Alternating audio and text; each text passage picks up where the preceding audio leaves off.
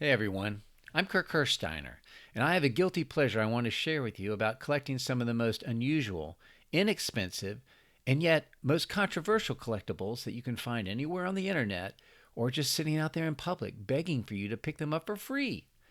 How many true collectibles can you pick up for free? Not nearly enough. I'm talking, of course, about Chick Tracts, the mini comic booklets that try to convert readers to Jesus in 24 black and white pages or less.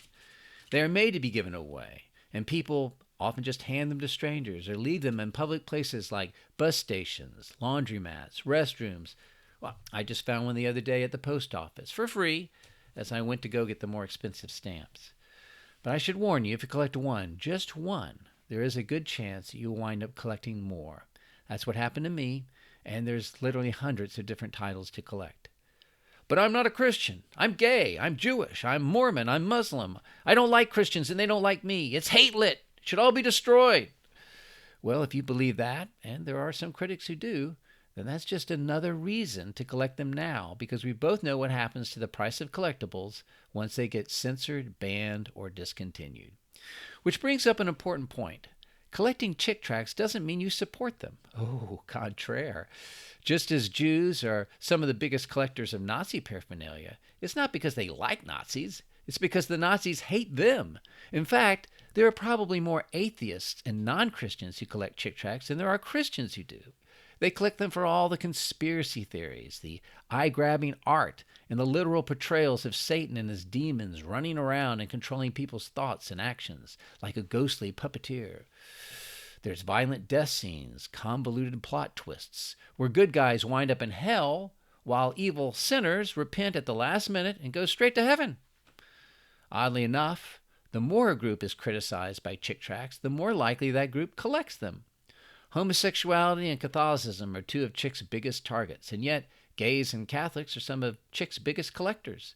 There are also Masons, Mormons, pagans, Muslims, even witches and heavy metal musicians. Dungeons and Dragons people love to collect Dark Dungeons, the track that Chick did specifically about the evils of role playing. Yes, it's a wonderful hobby to have if you're a victim and you love to be a victim, as everybody does in this country.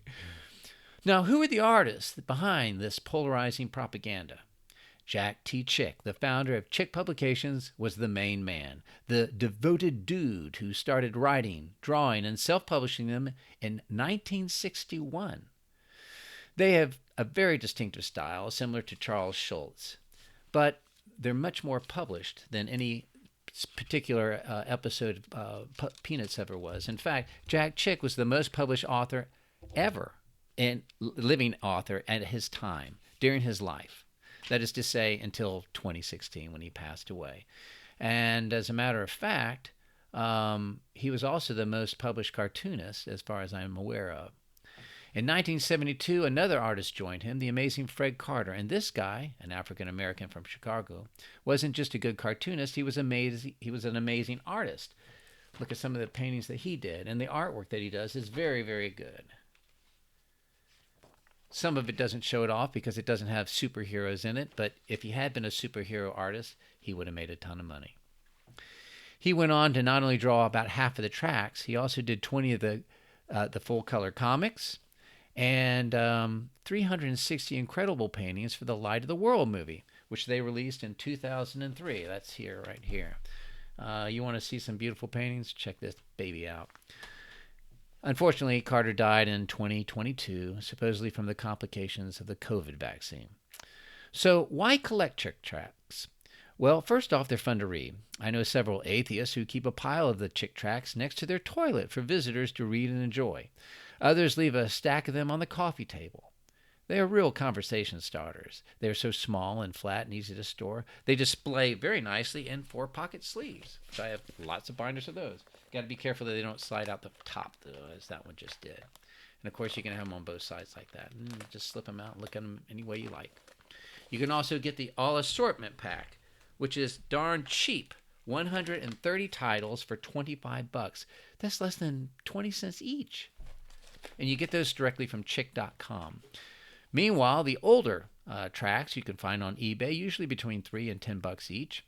while the big demand ones go for sometimes close to $100. And the super rare promos, those can go over several $100s. I saw one the other day sold for $777. The super hard titles may eventually be reprinted, however, offering fun variations for hardcore collectors and cheap alternatives for those who want to fill in the holes on a budget. Or heck, you might be lucky enough just to find one of the old titles that you're looking for laying around in public for free, or trade for them with other collectors, which I've done many times. They ship very easily in a regular envelope for the cost of a regular stamp. Oh, and since I mentioned reprints, I should also mention the Chick Tract Club. We've reprinted several of the very, very tough promos, and we give those away for free when you join the Chick Tract Club, which is all of $15, and it has a lot of other fun swag in that as well. Now, I collect all sorts of things. I collect coins, regular comic books, posters, monster models, trading cards, but Chick Tracts are by far my favorite thing to collect because they're cheaper, more fun to hunt down, and the people who collect them usually have great stories about first encountering them. Plus, in a time when America is divided between conservatives and liberals, it's fun to have a hobby that consists of both groups that are still enjoying each other's company, at least on this one topic, even though they can't talk about just about anything else. So that's my elevator pitch, except to say that there are lots of resources for you to venture down the Chick Tract rabbit hole. The best is chick.com, home of Chick Publications, and the page to jumpstart your collection with that $25 all assortment pack. They'll send it for just a couple bucks, $3 postage, so it's like $28 postage paid. Then there's also chickcomics.com, my ginormous website devoted to all things Chick, including links that allow you to see free online viewings of all of Chick's titles, even the permanently retired ones. There's also humorous reviews, information on rare variations, background information, and just about anything else. I also wrote a pretty big book on Chick Tracts called The Art of Jack Chick, but I'm not the only one. There's also Bob Fowler, who did The World of Chick, and that's also a fun read. And also Dan Rayburn, who did the Imp #2. I can't find my copy right now. I actually have 3 copies of it in different colors. They're all fun reads. Oh, and of course, there's also the documentary, which I have to take the blame for, but we have a lot of fun getting everybody in there that we can. Everybody except Jack Chick, because Chick is famously reclusive. Nobody even had photographs of him except his high school yearbook picture until his death. So everybody else, so Fred Carter, Rebecca Brown, Alberto's widow, they're all in there, and it's a lot of fun just talking about this very unusual and very unique American artist. So if you're a collector, at least consider Chick Tracts before you blow a lot of time and money on more expensive and far less interesting collectibles. You may also discover that some of the coolest keepsakes are practically free, but they've just been hiding under your very nose. Good luck and enjoy.